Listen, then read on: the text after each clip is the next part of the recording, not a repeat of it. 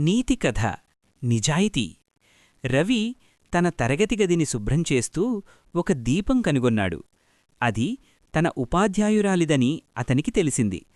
కొంతమంది స్నేహితులు దీపాన్ని దాచుకోవాలని చెప్పినా రవి నిజాయితీగా దీపాన్ని ఉపాధ్యాయురాలికి అప్పగించాడు. ఆమె రవిని అందరి ముందు మెచ్చుకుంది. తరువాత రవిని తరగతి నాయకుడిగా ఎంపిక చేశారు. రవి చాలా ఆనందించాడు. నీతి నిజాయితీకి ఎప్పుడూ గౌరవం లభిస్తుంది. నీతి కథ నిజాయితీ. రవి తన తరగతి గదిని శుభ్రం చేస్తూ ఒక దీపం కనుగొన్నాడు. అది తన ఉపాధ్యాయురాలిదని అతనికి తెలిసింది. కొంతమంది స్నేహితులు దీపాన్ని దాచుకోవాలని చెప్పినా రవి నిజాయితీగా దీపాన్ని ఉపాధ్యాయురాలికి అప్పగించాడు. ఆమె రవిని అందరి ముందు మెచ్చుకుంది. తరువాత రవిని తరగతి నాయకుడిగా ఎంపిక చేశారు. రవి చాలా ఆనందించాడు.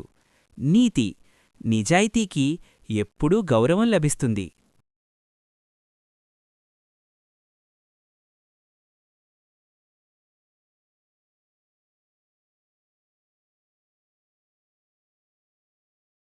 నీతి కథ నిజాయితీ. రవి తన తరగతి గదిని శుభ్రం చేస్తూ ఒక దీపం కనుగొన్నాడు.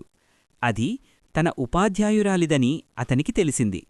కొంతమంది స్నేహితులు దీపాన్ని దాచుకోవాలని చెప్పినా రవి నిజాయితీగా దీపాన్ని ఉపాధ్యాయురాలికి అప్పగించాడు.